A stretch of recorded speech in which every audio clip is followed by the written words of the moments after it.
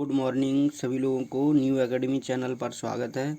आज हम current affair के वेरी मोस्ट इम्पोर्टेंट क्वेश्चन करेंगे। अगली वीडियो में हम यहाँ तक पहुँच चुके थे, आज हम स्टार्ट करेंगे यहाँ से। तो क्वेश्चन दिया गया है, पहला पॉइंट, G20 के सदस्य देश कवर करते हैं। कौन कौन से हैं G20 सदस्य देश? तो वो हैं वैश्विक सकल घरेलू उत्पादन का लगभग 85%, वैश्विक व्यापार का लगभग 75% से अधिक एवं वैश्विक आबादी का लगभग 2/3 भाग है। ठीक है, दूसरा पॉइंट देखते हैं। दूसरा पॉइंट दिया गया इसमें, G20 के सदस्य देशों में शामिल हैं। कौन कौन से G20 सदस्य देशों में शामिल है? अर्जेंटीना है, ऑस्ट्रेलिया है, ब्राज़ील है, कनाडा है, चीन, France, German, Bharat, Indonesia, Italy, Japan, Mexico, Korea गणराज्य, रूस, सऊदी अरब और दक्षिण अफ्रीका, तुर्की, यूनाइटेड किंगडम और अमेरिका और यूरोपीय संघ। ये इतने देश इसमें G20 में शामिल हैं। ठीक है, अगला पॉइंट देखते हैं। अगला पॉइंट दिया गया है, इसमें कहा गया है कि भारत द्वारा अतिथि देशों के रूप में किन देशों को आमंत्रित किया गया था? तो वो किया गया था बांग्लादेश, मिस्र और Mauritius, Netherland, Nigeria, Oman, Singapore, Spain और संयुक्त अरब अमीरात को। ठीक है ना, अगला पॉइंट दिया गया है। अगला पॉइंट देखते हैं। अगला पॉइंट इसमें कहा गया है, इस दौरान G20 में 21वें सदस्य के रूप में किसे शामिल किया गया है? तो ये किया गया अफ्रीकी यूनियन को। ठीक है ना, अगला पॉइंट देखते हैं। इसमें ये कहा गया है 2022 में G20 की अध्यक्षता किसके द्वारा की गई है? तो ये की गई है इंडोनेशिया द्वारा 2022 में, और 2023 में अपने भारत ने की है। ठीक है ना, और अगला पॉइंट देखते हैं। अगला पॉइंट ये कहा गया है 2024 में G20 की अध्यक्षता किसके द्वारा की जाएगी? तो ये की जाएगी ब्राज़ील के द्वारा। किसके द्वारा? ब्राज़ील के द्वारा। G20 का स्थायी सचिवालय कहाँ पर स्थित है? इसका कोई स्थायी सचिवालय नहीं है। ठीक है, इसका कोई स्थायी सचिवालय नहीं है। अगला पॉइंट देखते हैं। अगला पॉइंट कहा गया है, इसकी अध्यक्षता किसके द्वारा समर्पित है? तो ट्रोइका द्वारा पिछला यानी कि वर्तमान और आने वाला अध्यक्ष देश। ठीक है ना, अगला पॉइंट है, भारत की अध्यक्षता में ट्रोइका में कौन कौन से देश शामिल हैं? तो ये हैं इंडोनेशिया, भारत और ब्राज़ील। ठीक है ना, भारत, ब्राज़ील, इंडोनेशिया जो है ट्रोइका में शामिल हैं। अगला पॉइंट है, उड़ीसा की वह कौन सी महिला किसान है जिन्होंने G20 शिखर सम्मेलन में हिस्सा लिया? तो ये है रायमती धुरिया एवं सुभाषा मोहिता। ठीक है ना, सुभाषा मोहिता है।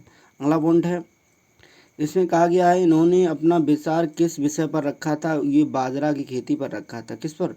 बाजरा की खेती पर रखा था। अगला पॉइंट है कि उड़ीसा के किस उत्पाद को GI टैग प्रदान किया गया है? तो ये किया गया है काला जीरा चावल और कोरापुट। ठीक है ना, पेप्सको इंडिया कहाँ खाद्य विनिर्माण संयंत्र स्थापित करेगी? तो ये करेगी 6 सितंबर 2023 को नलवाड़ी, असम में। कहाँ? नलवाड़ी, असम में करेगी। अगला पॉइंट देखते हैं, किसके लिए कितने रुपए का निवेश किया जाएगा? इसके लिए कितने रुपए का निवेश किया जाएगा? 778 करोड़ रुपए का निवेश किया जाएगा। देश के पहले सोलर सिटी का उद्घाटन कहाँ किया गया है? तो ये किया गया सांची, मध्य प्रदेश में। कहाँ? सांची, मध्य प्रदेश में। अगला पॉइंट है इसमें कि इसका उद्घाटन किसके द्वारा किया गया है? तो शिवराज सिंह चौहान, मध्य प्रदेश के मुख्यमंत्री के द्वारा किया गया है। अगला पॉइंट है इसमें, अगला पॉइंट ये कहा गया है कि राष्ट्रीय स्वच्छ गंगा मिशन NMCG ने मेरठ में सीवेज ट्रीटमेंट प्लांट STP और अन्य बुनियादी ढांचों के विकास के लिए किसके साथ एक समझौता किया है? तो ये किया उत्तर प्रदेश जल निगम और messrs Meerut STP private limited के द्वारा। ठीक है, अगला पॉइंट है इसमें। अगला पॉइंट कहा गया है, किस समझौते पर कहाँ हस्ताक्षर किया गया है? तो ये नई दिल्ली में किया गया। पश्चिम बंगाल विधानसभा ने किस दिन को बंगाल स्थापना दिवस के रूप में मनाने का प्रस्ताव पारित किया है?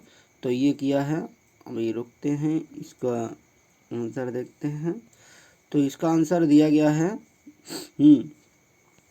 इसका आंसर ये है, ये किया गया है तो पोइला बैसाख के दिन, पोइला बैसाख के दिन किया गया।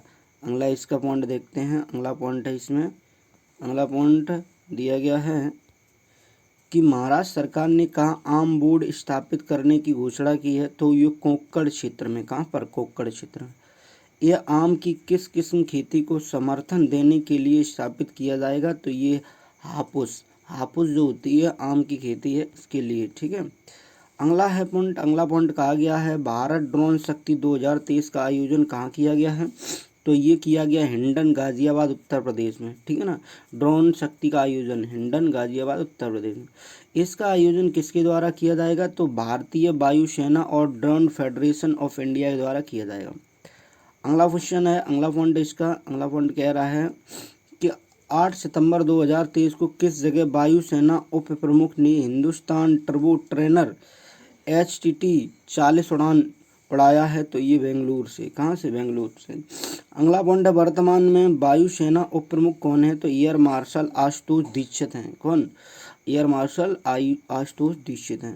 अगला पॉइंट है इसमें, अगला पॉइंट, इस विमान को स्वदेशी रूप से किसके द्वारा डिजाइन किया गया है, तो ये किया गया है हिंदुस्तान एरोनॉटिक्स लिमिटेड HAL द्वारा। ठीक है। किसके द्वारा दायर जनहित याचिका के आधार पर शीर्ष न्यायालय द्वारा हिमालय क्षेत्र की वहन क्षमता का आकलन करने हेतु विशेषज्ञ पैनल के गठन का निर्देश दिया गया, तो ये दिया गया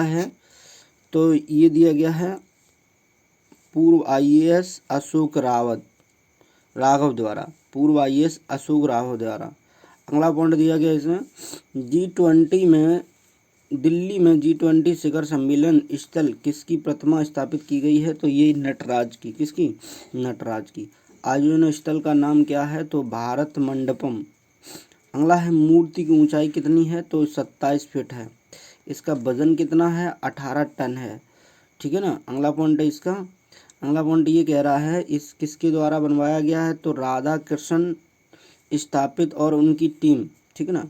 अगला पॉइंट G20 पर्यटन और SDG डैशबोर्ड का निर्माण किसके द्वारा किया गया है, तो पर्यटन मंत्रालय भारत सरकार द्वारा।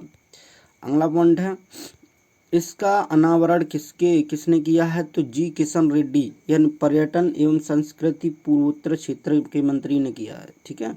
अगला पॉइंट है पर्यटन मंत्रालय ने इसके सहयोग से इसका निर्माण किया है संयुक्त राष्ट्र विश्व पर्यटन UNWTO द्वारा। ठीक है। अगला पॉइंट है कि जम्मू कश्मीर विश्वविद्यालय में अपनी तरह के पहले सामुदायिक रेडियो का उद्घाटन किसने किया है, तो मनोज सिन्हा जो है उपराज्यपाल।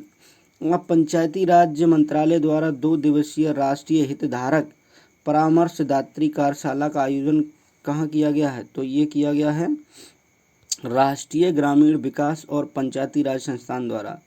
अगला पॉइंट देखते हैं, अगला पॉइंट कहा गया इसमें कि राष्ट्रीय ग्रामीण विकास और पंचायती राज संस्थान कहाँ पर स्थित है, तो ये है हैदराबाद में। कहाँ पर?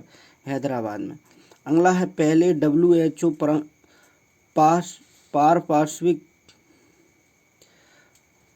पार्श्विक चिकित्सा वैश्विक शिखर सम्मेलन 2023 के परिणाम को रेखांकित करने के लिए कौन सा घोषणा पत्र जारी किया गया है, तो ये किया गया गुजरात का घोषणा पत्र। ठीक है।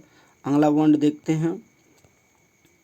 हाँ, इसे अगला पॉइंट कहा गया इसमें कि किसको विश्व स्वास्थ्य संगठन WHO द्वारा कहाँ से जारी किया गया है, तो ये गांधीनगर गुजरात में। राष्ट्रपिता महात्मा गांधी की 12 फीट ऊंची प्रतिमा और गांधी वाटिका का नई दिल्ली में अनावरण किसने किया है, तो ये किया राष्ट्रपति द्रौपदी मुर्मू ने। ठीक है। अगला पॉइंट है असम के सबसे लंबे फ्लाईओवर का उद्घाटन कहाँ किया गया है, तो ये गुवाहाटी में किया गया। कहाँ पर? गुवाहाटी में। अगला पॉइंट, इस फ्लाईओवर का क्या नाम है, नीलाचल इस फ्लाईओवर का नाम है।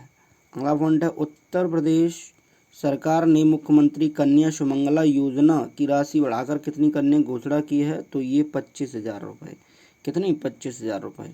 अगला पॉइंट है, अगला पॉइंट कहा गया इसमें है यह किस वित्तीय वर्ष से प्रभावी होगी, तो 24 और 25 से। कब? 2024 से 25 तक। पूर्व में यह राशि कितनी थी, पहले पूर्व में ये राशि कितनी थी, तो 15,000 रुपये। अब कितनी हो गई? 25,000। यह योजना कब शुरू की गई थी? 2019 में की गई कन्या सुमंगला योजना। किस राज्य ने गृह लक्ष्मी योजना की शुरुआत की है, तो ये कर्नाटक ने की है। किसने? कर्नाटक ने। अगला पॉइंट है, अगला पॉइंट कहा गया इस योजना के अंतर्गत परिवार की महिला मुखिया को कितनी मासिक सहायता प्रदान की जाएगी? 2,000 रुपये। कितनी? एक महीने में 2,000 रुपये। किसे डीम्ड विश्वविद्यालय का दर्जा प्रदान किया गया है? तो ये एनसीईआरटी को। किसको? एनसीईआरटी, डीम्ड विश्वविद्यालय की। अगला पॉइंट कहा गया इसमें एनसीईआरटी का विस्तृत रूप क्या? राष्ट्रीय शैक्षण अनुसंधान एवं प्रशिक्षण परिषद। ठीक है। अगला पॉइंट है कि G20 थिंक नामक क्विज प्रतियोगिता का आयोजन किसके द्वारा किया जाएगा? तो ये किया जाएगा G20 सचिवालय, भारतीय नौसेना और नौसेना कल्याण संघ के द्वारा। ठीक है। अगला पॉइंट है इसका G20 थिंक के कितने चक्र होंगे? तो ये होंगे 2 चक्र, राष्ट्रीय और अंतर्राष्ट्रीय। ठीक है। अगला पॉइंट इसका, अगला पॉइंट कहा गया इसके अंतर्राष्ट्रीय चक्र का फाइनल कब आयोजित किया जाएगा? तो ये किया जाए नई दिल्ली में, यानी 22 नवंबर 2023 को नई दिल्ली में इंडिया गेट में। राष्ट्रीय चक्र का फाइनल कब आयोजन किया जाएगा? तो ये किया जाएगा जाके 18 नवंबर गेटवे ऑफ इंडिया मुंबई में। ठीक है। अगला पॉइंट है पर्यावरण संरक्षण पर G20 अभियान का आयोजन कहाँ किया गया है? तो ये किया गया आइजोल, मिजोरम में। कहाँ? आइजोल, मिजोरम में। केंद्र सरकार ने किस संस्थान का राष्ट्रीय शैक्षण अनुसंधान एवं प्रशिक्षण परिषद में विलय करने की घोषणा की है? तो बाल भवन का। किसका? बाल भवन का। अगला क्वेश्चन है, अगला क्वेश्चन कहा गया है इसकी स्थापना किस वर्ष की गई थी? तो ये की गई थी 1956 को। कब? 1956। एडॉट एंड हेरिटेज 2.0 प्रोग्राम किसके द्वारा प्रारंभ किया गया है? तो ये किया गया भारतीय पुरातत्व सर्वेक्षण द्वारा। अगला पॉइंट है, अगला पॉइंट में कहा गया है इस कार्यक्रम का उद्देश्य स्मारकों के संरक्षण हेतु इसके सहयोग को बढ़ावा देना है इन कॉर्पोरेट हितधारक के द्वारा। ठीक है। इस प्रोग्राम का प्रथम संस्करण कब लॉन्च किया गया था? 2017 में। भारत के विरासत स्मारकों को प्रदर्शन करने के लिए कौन सा ऐप लॉन्च किया गया? India heritage. कौन सा? India heritage. अगला पॉइंट देखते हैं। अगला पॉइंट कहा गया है यहाँ पर कहा गया है कि स्मारकों पर फोटोग्राफी, फिल्मांकन और विकासात्मक परियोजनाओं की अनुमति प्राप्त करने के लिए कौन सा पोर्टल लॉन्च किया गया? तो ई परमिशन पोर्टल। अगला पॉइंट है भारत में ASI के संरक्षण में कुल कितने स्मारक हैं? तो 3696 हैं, लगभग 3696। अंतर्राष्ट्रीय कपास सलाहकार समिति ICAC की 51वीं पूर्ण बैठक कहाँ आयोजन की जाएगी? तो ये की जाएगी मुंबई, महाराष्ट्र में। अगला पॉइंट है यह बैठक कब आयोजित की जाएगी? 2 से 5 दिसंबर 2023 में। इस बैठक की थीम क्या है? Cotton value chain local innovation for global prosperity. ठीक है। अगला पॉइंट है भूतपूर्व सैनिक के लिए रोजगार सृजन हेतु महानिदेशालय पुनर्वास DGR ने किसके साथ समझौता किया है? तो ये किया जनपैक्ट इंडिया प्राइवेट लिमिटेड। यह समझौता कहाँ किया गया? ये समझौता किया नई दिल्ली में। अगला पॉइंट है, अगला पॉइंट में कहा गया है हरियाणा के मुख्यमंत्री की घोषणा के अनुसार करनाल में कार मुक्त दिवस कब होगा? तो ये प्रत्येक मंगलवार को। राजस्थान का 5वां टाइगर रिजर्व कौन सा है? तो ये Dholpur Karauli tiger reserve.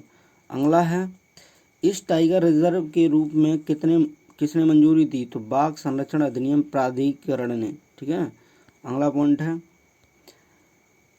Point कहा गया राजस्थान के अन्य टाइगर रिजर्व हैं रामगढ़ विषधारी है टाइगर रिजर्व है और Mukundra hills tiger reserve, Ranthambore tiger reserve, Sariska tiger reserve. इतने राजस्थान में टाइगर रिजर्व हैं। इसको शामिल करते हुए भारत में कुल कितने टाइगर रिजर्व हो गए हैं? तो ये हो गए 54। कितने हो गए? 54 भारत में। अगला पॉइंट कहा गया है स्कूली शिक्षा के लिए राष्ट्रीय पाठ्यक्रम की रूपरेखा किसने जारी की है? केंद्रीय शिक्षा मंत्री धर्मेंद्र प्रधान ने ठीक है जारी किया। अगला पॉइंट छात्रों की सुविधा हेतु बोर्ड परीक्षा वर्ष में कितनी बार आयोजित की जाएगी? तो ये 2 बार। बोर्ड परीक्षा जो है 2 बार आयोजित की जाएगी। केंद्र शासित प्रदेश में ई उन्नत पोर्टल 1913 ऑनलाइन नागरिक सेवाएं शुरू की गई हैं। तो ये जम्मू कश्मीर है। कितनी? जम्मू कश्मीर में। अगला है पॉइंट 21 अगस्त 2023 को किस नदी के मार्ग को स्थायी रूप से बदलने का पूरा कार्य किया गया है? और ये किया गया है परबनार नदी को। यह कार्य किस कंपनी को दिया गया है, द्वारा किया गया? NLIC लिमिटेड द्वारा। NLC लिमिटेड द्वारा किया गया, सॉरी। अगला पॉइंट है इसका, इस नदी से मुख्यतः किस राज्य के लोगों को सिंचाई का लगभग लाभ मिलेगा? तो ये तमिलनाडु को। किसको? तमिलनाडु को। भारत में हिंगोल कश्मीरी बारहसिंगा की संख्या पिछले 2 दशकों में कितने प्रतिशत की वृद्धि दर्ज की? लगभग 50% की। ठीक है। अगला पॉइंट है इसका, भारत में हिंगोल कहाँ पाए जाते हैं? तो ये पाई जाती है जम्मू कश्मीर, हिमाचल प्रदेश की ऊंची घाटियों में। हिंगोल के निवास के लिए मुख्य रूप से कौन सा राष्ट्रीय उद्यान प्रसिद्ध है? तो दाचिगम राष्ट्रीय उद्यान जम्मू कश्मीर है। तो वीडियो बड़ी हो जाएगी, आज इतना रखते हैं।